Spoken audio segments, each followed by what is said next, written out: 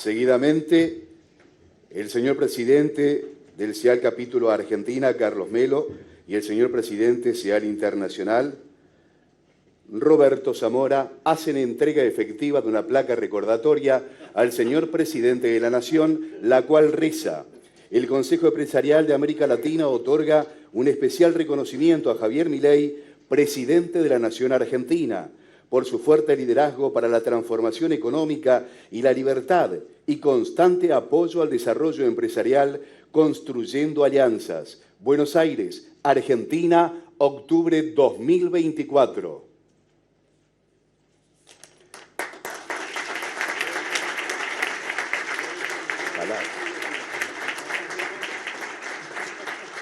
Pueden tomar asiento. Muchas gracias. Acto seguido, hace uso de la palabra el señor presidente de la Nación, doctor Javier Milei.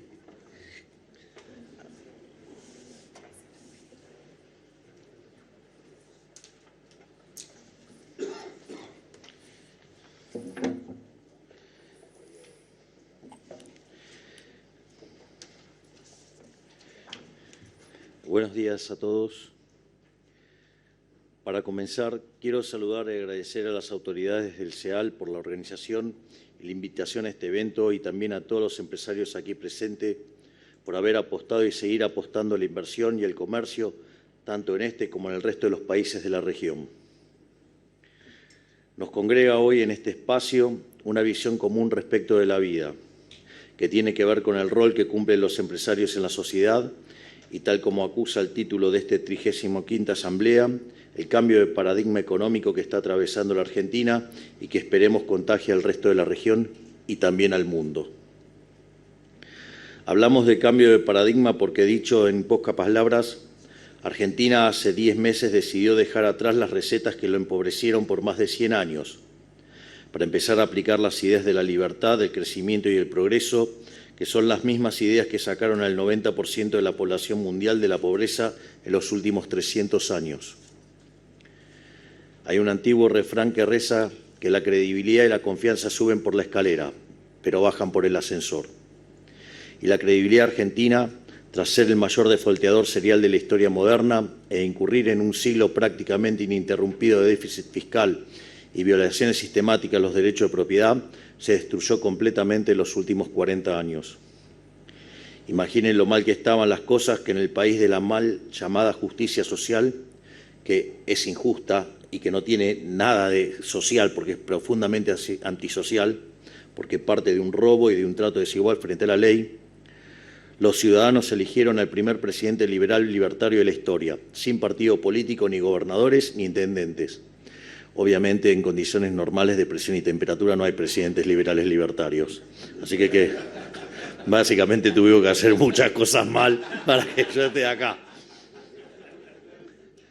De hecho cuando daba, en mi otra vida, cuando daba conferencias de economía, decía que yo era un error tipo 2, porque hice todo mal y me salió bien. Y ustedes imaginen ser. Digo, en general los economistas no son personas muy populares, que digamos.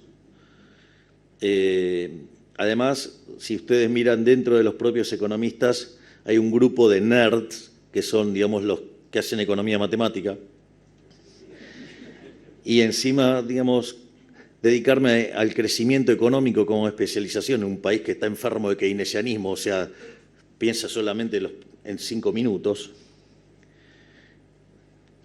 Se me acaba de pasar otra cosa que no la puedo replicar. Y yo que pienso en términos de 100 años, 200, 1000, bueno, 2000, me fui. No, es un chiste, es parte de la actuación. Y además, ser liberal en un país que estaba básicamente contaminado por más de 100 años de socialismo. Así que verdaderamente hice todo para que la gente me odiara, pero me salió mal y terminé siendo presidente, el más votado de la historia. Pero claramente, entonces, en el fondo lo que uno tiene que entender que esto es que la gente le dijo basta a los políticos y sus jueguitos, y se lo dijo en serio, porque semejante cachetada digamos, a la política y al círculo rojo analógico significa que verdaderamente la gente está muy cansada y se cansó de verdad.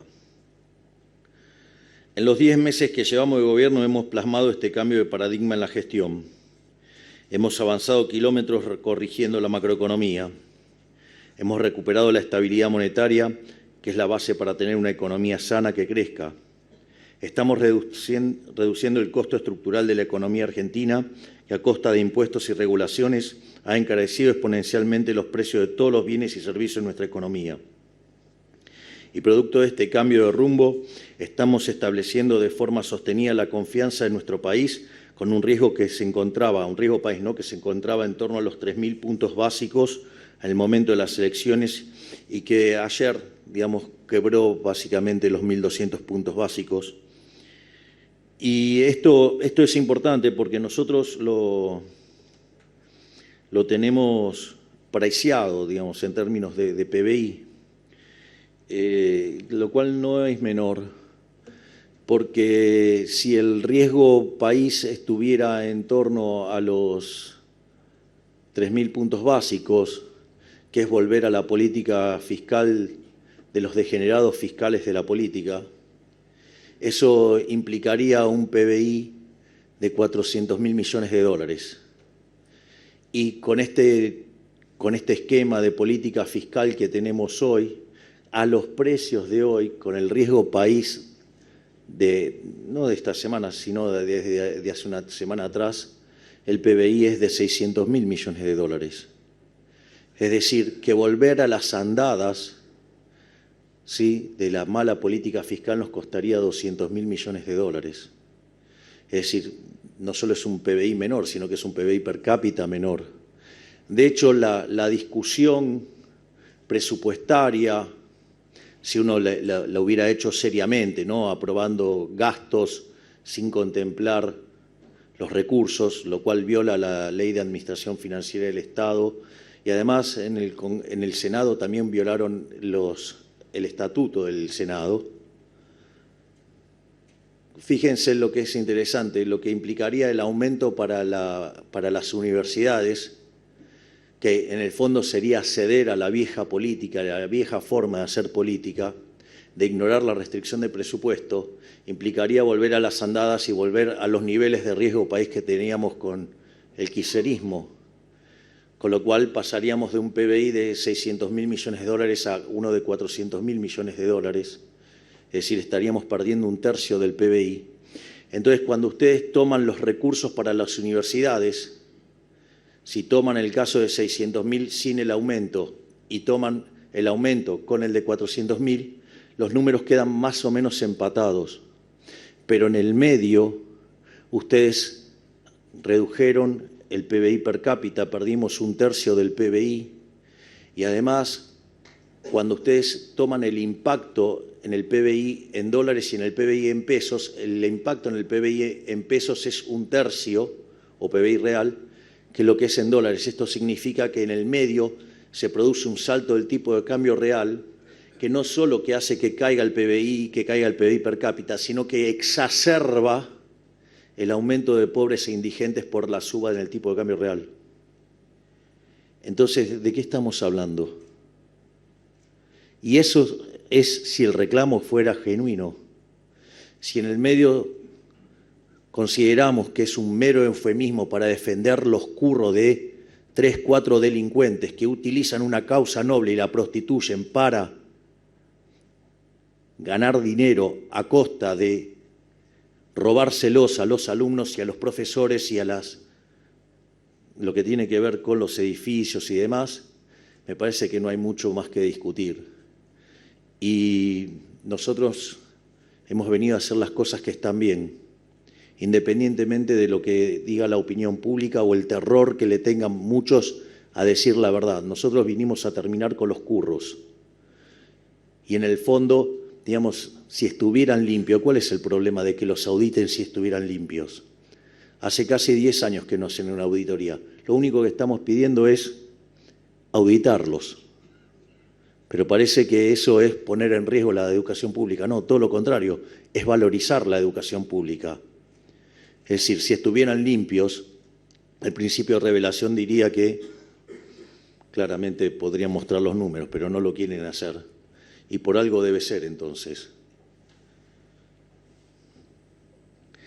Pero lo que quiero que quede claro es que volver a las andadas no es gratis. Es por lo menos perder 1/3 del PBI. O, si yo lo quisiera poner en términos de logro, esta baja del riesgo país nos permite pasar de un PBI de 400.000 millones de dólares a uno de 600.000 millones de dólares por solo el efecto que tiene sobre el valor de los activos la baja del riesgo país y lo que permite en términos de coordinación macroeconómica, que es un 50% más. Miren qué numerito, ¿eh? No hay gestión. Pero como decía, las consecuencias de todo esto empieza a verse, por ejemplo, con un boom de crédito nunca antes visto. En noviembre no había ni cuotas en comercios minoristas y hoy existe el crédito hipotecario a 30 años como si fuéramos Singapur, acompañado de créditos personales y a empresas. Es decir, si ustedes recuerdan, en noviembre y diciembre estábamos discutiendo la hiperinflación. Estábamos viendo cómo lográbamos pasar el día a día. Hoy está volviendo una de las herramientas de mayor movilidad social ascendente, que es comprar una propiedad. Y se puede hacer a 30 años.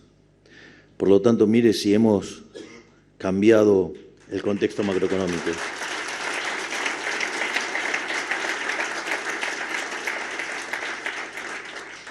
No voy a estar repasando todos los números que suelo dar regularmente, pero sí quiero mencionar el de inflación, porque cuando uno toma el índice de inflación mayorista en el mes de diciembre, que era 54%, eso implicaba anualizado 17.000, y estaban todas las condiciones monetarias dadas para eso si había convalidación. Y es un indicador que se anticipa a la inflación minorista, y el último registro del mayorista fue del 2,1%, es decir, 28% anual vendría a ser. Miren si no hemos hecho una tarea titánica arreglando el problema monetario y que por ende, digamos, esto es lo que explica que pueda existir otro horizonte temporal para las inversiones en Argentina. A su vez, en materia de inversiones, el RIGI sigue sembrando anuncios a lo largo y ancho del país con proyecciones muy positivas para la balanza comercial y energética de acá en adelante. El primer tramo del blanqueo popular que impulsamos ha superado todo tipo de expectativas, superando incluso el primer tramo del blanqueo de la administración de Macri, que ya había sido un éxito. Es decir, cuando ustedes miran los depósitos en dólares, verdaderamente el número es estremecedor lo que está pasando. Pero digo, a veces parece que, no sé si hay falta de perspectiva histórica o hay ignorancia o mala intención, o todas juntas a la vez. Producto de esto, los depósitos en dólares del sector privado se encuentran hoy en niveles récords. Día a día se vuelve más sencillo montar una empresa en Argentina. Y todos sabemos lo que pasa con los salarios cuando hay más empresas compitiendo entre ellas para atraer la misma cantidad de trabajadores. En este sentido, seguimos trabajando todos los días desatando el nudo gordiano que construyeron los exégetas del modelo empobrecedor, todo esto en pos de seguir subiendo escalones en términos de libertad económica que nos traerán más ahorro, más inversión, más crecimiento y mayor prosperidad. Yo suelo decir recurrentemente que nosotros trabajamos para ser el país más libre del mundo. De hecho, la reforma de la ley bases más el DNU 7023 nos permite tener un salto en términos de libertad económica de casi 90 puestos. Pasaríamos a estar en niveles parecidos a países como Alemania, como Italia, como Francia. Pero eso para nosotros no es suficiente. Nos quedan 3.200 reformas pendientes y ustedes pueden ver la tarea enorme que lleva a cabo nuestro colosal ministro de Desregulación, que es Federico Sturzenegger. Y cuando ustedes ven el día a día se van a dar cuenta que sin lugar a dudas, cuando terminemos este mandato, sin lugar a dudas vamos a ser el país más libre del mundo, con lo que ello implica en términos dinámicos. Entonces, básicamente, Yo no quiero detenerme en hacer un raconto detallado de nuestra breve gestión, que ya han escuchado en otras ocasiones, pero sí quiero hacer énfasis en contarles a dónde conduce este barco, que no es a otra cosa que ser el país más libre del mundo. Muchas veces cuando uso esta expresión me tildan de loco, y otras cosas más. Digo, pero esto también lo dije en un reportaje. Y ¿cuál es la diferencia entre un genio y un loco? El éxito.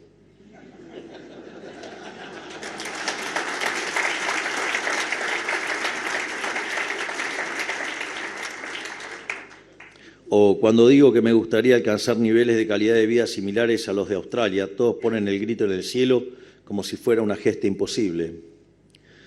Les voy a contar algo de Australia, un país que además admiro y por el cual tengo mucho aprecio. Pero Australia fue una nación fundada por presidiarios, es decir, pasaron de ser el descarte de Inglaterra a convertirse en referentes globales. Y Argentina supo ser el país con el PBI per cápita más alto del mundo en 1895 en la serie de Angus Madison. Si los australianos pudieron, ¿por qué nosotros no podríamos? Si nosotros ya lo hicimos hace 100 años, ¿por qué no podríamos hacerlo de nuevo? Pensemos que cuando Argentina nació como Argentina, en 1860 estrictamente, con la unificación de Buenos Aires, Argentina era un país de bárbaros. Y en 35 años se convirtió en la primer potencia mundial. Si lo pudimos hacer en el siglo XIX, ¿por qué no lo vamos a poder hacer ahora, que además contamos con mejores condiciones tecnológicas a nivel global? Es decir, hay que animarse, hay que salir de la mediocridad. Es decir, una Argentina potencia con niveles de vida parecidos a Australia, Nueva Zelanda, Italia, España, Estados Unidos, no sé, el que les guste, Irlanda. Digo, no solo no es una locura, sino que es el destino manifiesto si mantenemos este camino. No tengan dudas, ese es nuestro destino si logramos respetar algunos preceptos básicos de la economía, como el equilibrio fiscal, la estabilidad monetaria y también si logramos abatir a ese kraken de muchas cabezas que es el costo argentino. Un país donde la inflación será tan solo un mal recuerdo. Y crean que lo voy a lograr.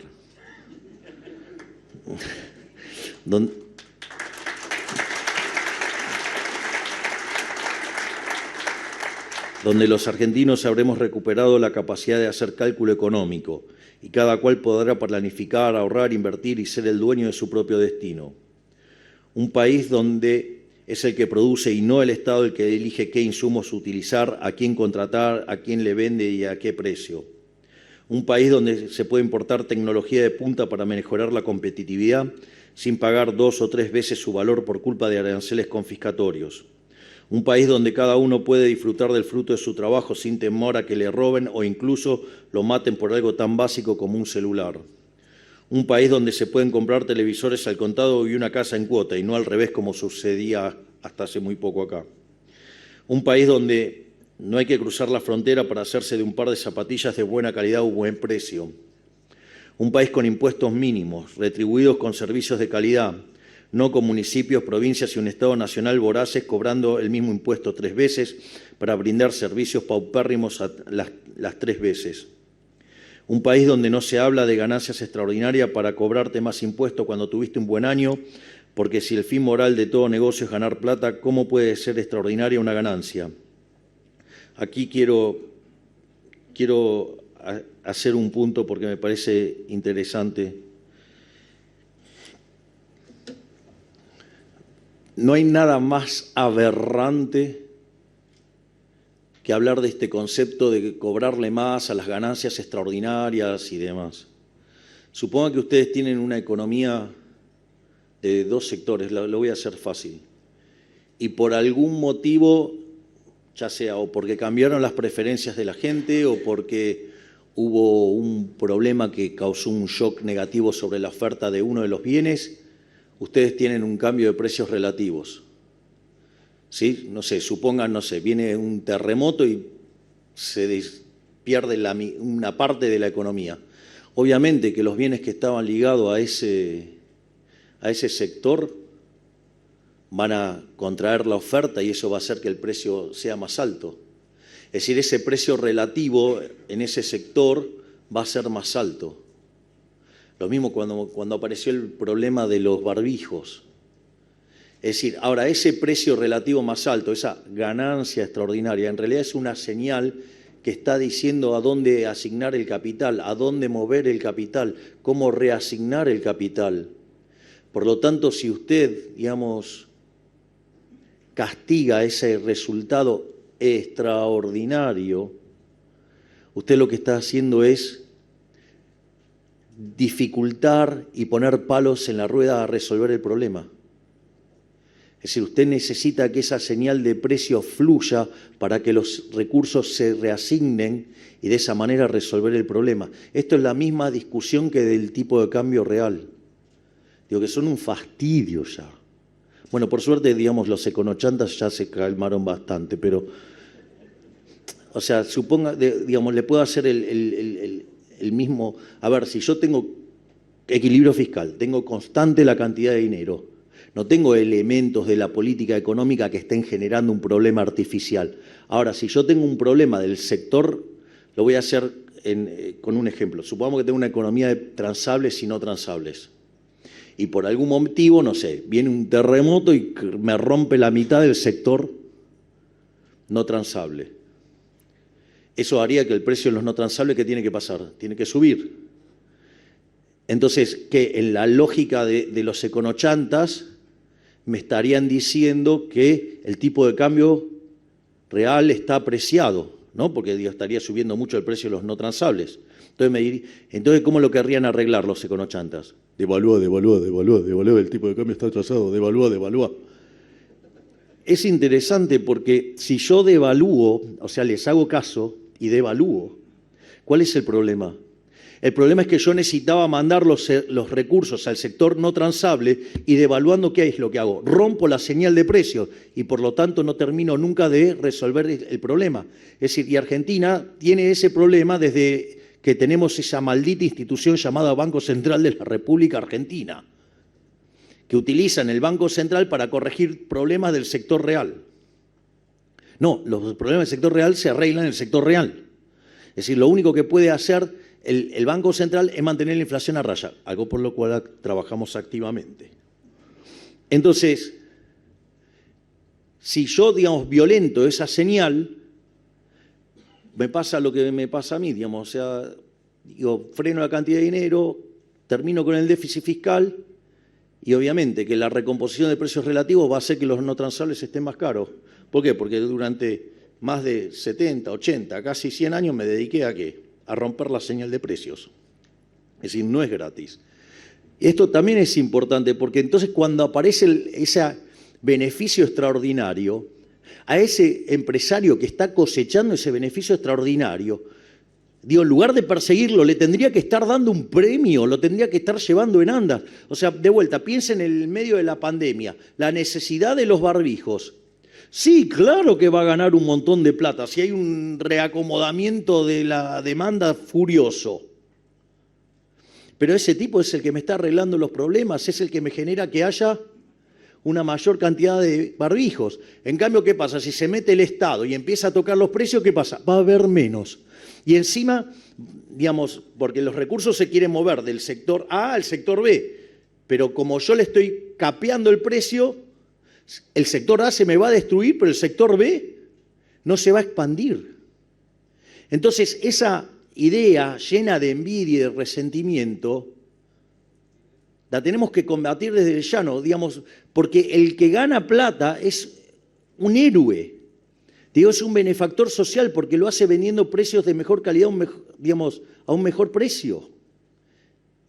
Entonces, esto no es menor. Porque si Argentina va a empezar a generar un proceso de fuerte crecimiento económico, en la medida que ustedes empiecen a generar ese proceso, se van a generar ganancias extraordinarias. Y no le demos lugar a los zurdos de mierda que vengan a decir que eso está mal.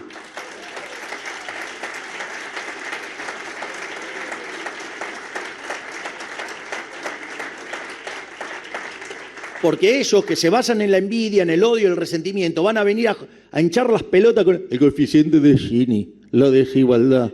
Y en realidad, o sea, esos tipos que están capturando los grandes beneficios son los que nos van a hacer de vuelta que Argentina sea un país grande nuevamente.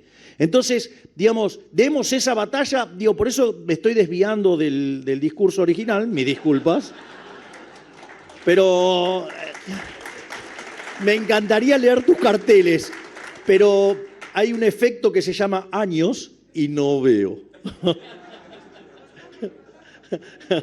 Me encantaría poder leerte. A ver. ¿Qué dice?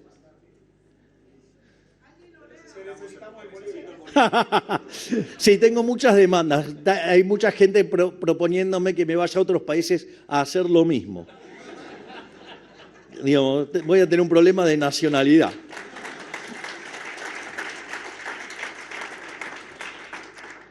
Entonces, esto se los planteo abiertamente porque es el debate que se va a venir de cara al futuro. Es decir, de acá en adelante todas las noticias que va a dar la economía argentina son todas buenas.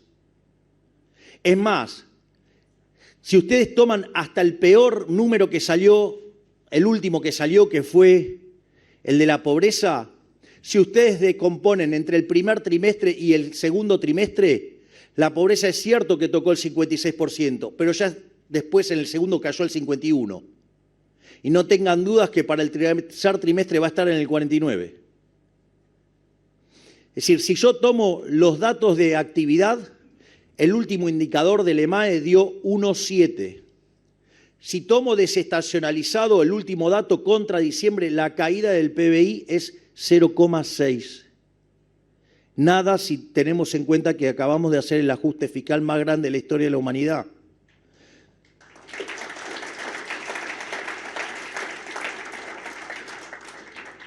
Es más,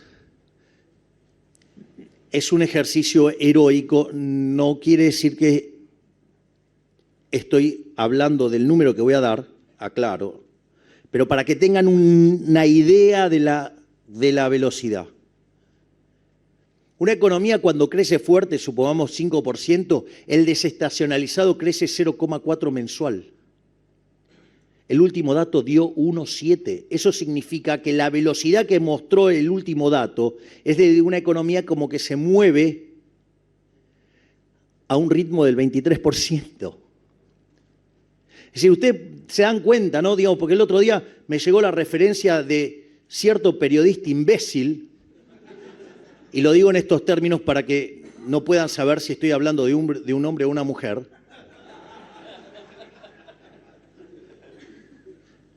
Digo, pero lo hizo en un programa de prime time en el minuto 47.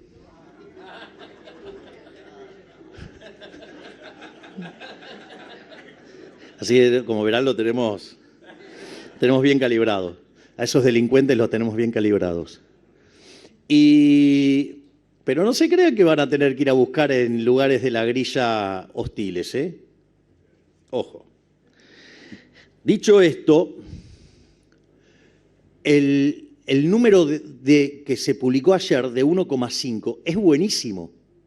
Y sin embargo, ¿qué hacen? Ustedes tienen una economía que se venía destrozando, que iba camino a una hiper, que íbamos camino a hacer explotar la pobreza, que íbamos camino a destrozar el nivel de actividad. Porque yo les aviso, un ajuste que fue la mitad del que nosotros hicimos fue el que hizo Duhalde. Les cuento que el PBI cayó 11% y en el segundo trimestre, que fue cuando lo hizo Pleno, cayó 16%. Miren los números que le estamos hablando. Entonces, está claro que cuando ustedes tienen la caída, si comparan contra el mismo mes del año anterior, va a dar negativo. Bueno, la persona en cuestión hacía todo foco en eso y no en el indicador mensual desestacionalizado, que es el que está mostrando la salida. Eso para que vean la mala intención que tienen, digamos, porque aparte, digamos, una cosa es que uno se equivoque una vez, 2 veces, ahora se equivoca siempre y siempre para el mismo lado. Digo, un econometrista diría que eso se llama autocorrelación. Digamos, o sea, pero bueno, nada, salgamos de ahí, mejor. Pero, en definitiva, yo lo que quiero impulsar es un país anclado en 3 principios fundamentales, que son el derecho a la vida, el derecho a la libertad y el derecho a la propiedad para todos los argentinos.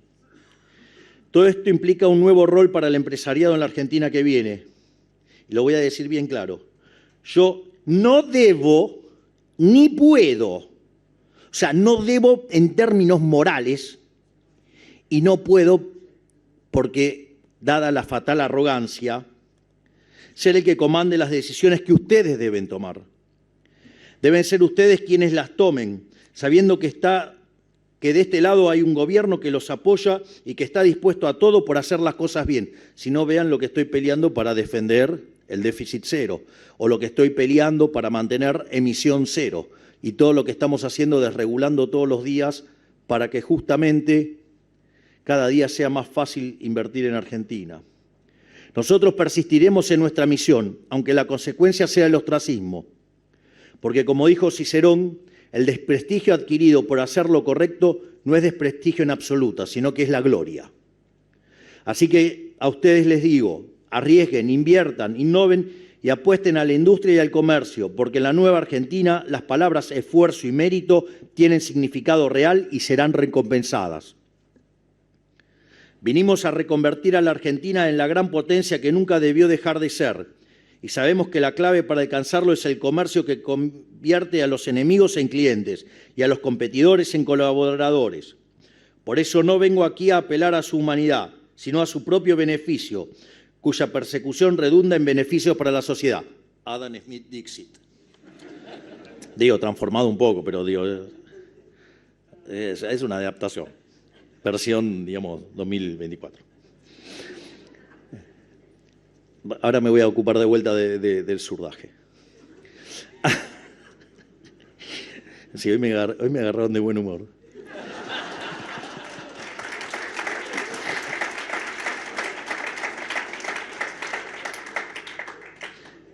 Hay una frase repetida hasta el hartazgo por la izquierda bien pensante que dice: nadie se salva solo. Y lo que no entiende la izquierda es que el mercado es justamente la demostración de ello. Digo, lo primero que, y esto a mí me sorprende, que ustedes le preguntan a un economista y un economista tampoco sabe qué es el mercado. Esto es gravísimo. Porque preguntar qué es el mercado y que me contesten tratando de poner en palabras una curva de oferta y demanda, habla muy mal del profesional en cuestión. El mercado es un proceso de cooperación social donde los individuos intercambian voluntariamente derechos de propiedad. Eso es el mercado. De hecho, si ustedes se entendieran así, hay toda una parte de la literatura que ya la erradicarían. ¿Por qué? Porque no podría existir los fallos de mercado. Porque para que exista fallo de mercado debería haber coacción, pero si es coacción entonces no son voluntarios, con lo cual violenta la definición de mercado. Fíjense, por eso la definición de Alberto Venegas Lynch, hijo, sobre el liberalismo, ¿no? El liberalismo es el respeto irrestricto del proyecto de vida del prójimo basado en el principio de no agresión y en defensa del derecho a la vida, a la libertad y a la propiedad. Por lo tanto, no puede haber coacción, porque si ustedes están coaccionando, están cercenando la libertad o están impactando sobre los derechos de propiedad. En ese sentido, ahí en lo primero que falla esta gente es que no sabe qué es mercado, y la verdad que tampoco lo saben muchos economistas. Pero, entonces, hay un reportaje maravilloso de Alejandro Fantino a mi ex competidor del balotaje, que le dice: ¿y qué le vas a decir? ¿Que el mercado le va a hacer la cloaca o el camino a tal persona en un sector vulnerable? Y Fantino le dice, para terminar con el versito de que el mercado te salva. Y le dice, pero disculpame, llevamos 40 años haciendo lo opuesto y siguen sin tenerlo. Con lo cual, digamos, le cobramos impuestos, le cobramos de todo y el resultado no está. Con lo cual, digo, por lo menos, o sea, no voy a tener nada, pero por lo menos tengo más plata en el bolsillo. Digo, al margen que me puedo coordinar con otras personas y hacerlo. Entonces, en un mercado libre, para poder salvarnos a nosotros mismos, debemos ser útiles para un tercero, proveyendo bienes o servicios de mejor calidad a un mejor precio. Esto desencadena un círculo virtuoso en el que todos se benefician mutuamente. De vuelta a la idea de la mano invisible. O sea, hoy estoy con papá, estoy intenso. O sea, hoy, como saqué la bandera de Escocia y la saqué a vaciar. Debe ser porque arranqué escuchando Rod Stewart. Otros cosas. A su vez, es la multiplicación de riqueza lo que permite llevar adelante las más grandes obras de caridad y filantropía conocidas por el humano. No es recibiendo beneficios, sino prestando servicios que hacemos crecer al conjunto. Por eso es en honor a los grandes padres de esta patria que queremos volver a encauzar a la Argentina el rumbo del crecimiento sostenido. Porque, como decía Pericles, quienes con obra demostraron su valor, con obras deberían recibir su homenaje. No vinimos a llenarnos la boca inaugurando plazoletas, centros culturales o rutas en mal estado con los nombres de Alberdi, Roca o Sarmiento. Vinimos a levantar el testimonio que 100 años de infamia dejaron caer y así volver a poner a Argentina como protagonista de la historia del mundo, como siempre debió haber sido. Muchísimas gracias a todos, que Dios bendiga a los argentinos, que la fuerza del cielo nos acompañen y ¡viva la libertad, carajo! En el marco de la apertura de la 35ª Asamblea Plenaria Consejo Empresarial de América Latina, CEAL, hemos escuchado al señor presidente de la Nación Argentina, doctor Javier Milei. Saludado en este momento por las autoridades locales y saludando al resto de los participantes, debemos informar que seguidamente el señor presidente de la Nación procederá a retirarse del recinto para continuar con su agenda laboral. Que tengan ustedes una excelente continuidad en esta jornada. Gracias por todo y hasta siempre.